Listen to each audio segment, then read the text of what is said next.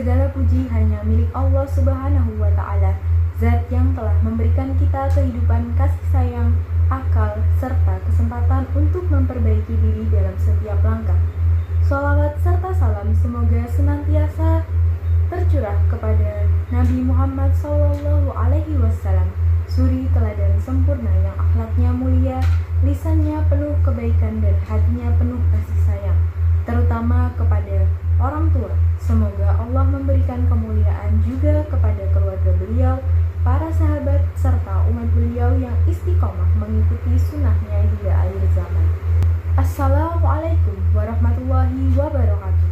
Perkenalkan, nama saya Keisha Ramadhani Kuinaradia dari kelas 11K.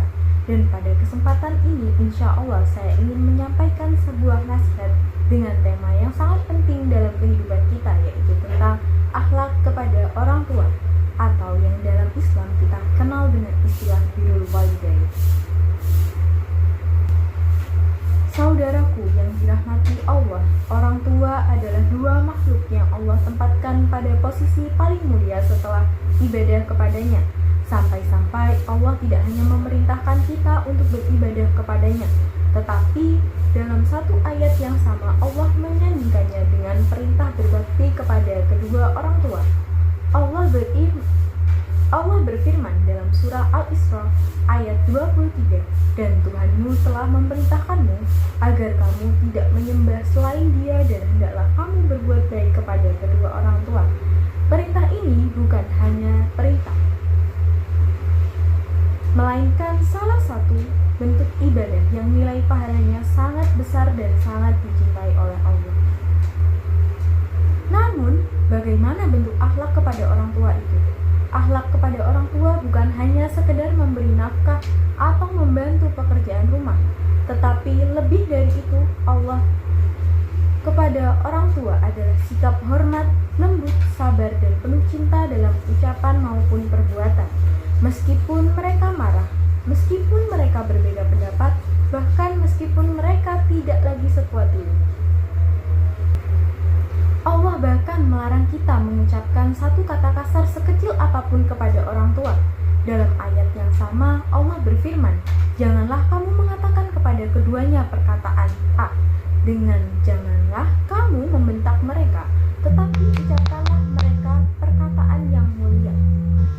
Satu kata saja sudah diharamkan, maka bagaimana dengan membentak, melawan, mengabaikan, atau membuat mereka menangis?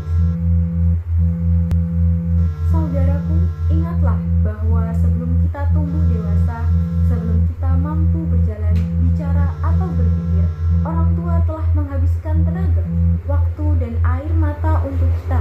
Seorang ibu menahan sakit selama 9 bulan, lalu melahirkan dengan nyawa sebagai taruhannya. Seorang ayah bekerja keras, terkadang menahan rasa lapar, panas matahari, dan rasa lelah demi memastikan kita bisa hidup layak. Namun ironisnya, setelah kita tumbuh besar, bersekolah, dan merasa pintar, terkadang kita lupa bahwa mereka alasan kita bisa berdiri hari ini.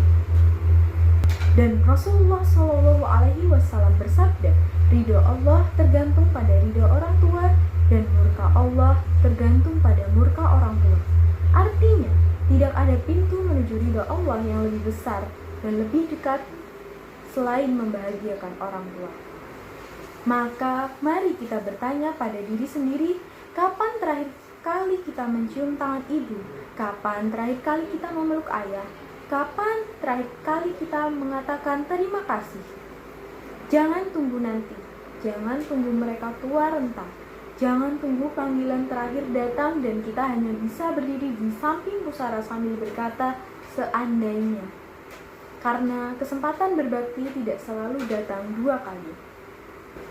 Semoga Allah melembutkan hati kita untuk selalu menghormati orang tua, memudahkan kita dalam membahagiakan mereka, menjaga lisan kita dari kata yang menyakiti dan menjadikan kita anak yang menjadi penyejuk mata serta penyambung pahala untuk kedua orang tua, baik ketika mereka hidup maupun setelah mereka kembali kepada Allah.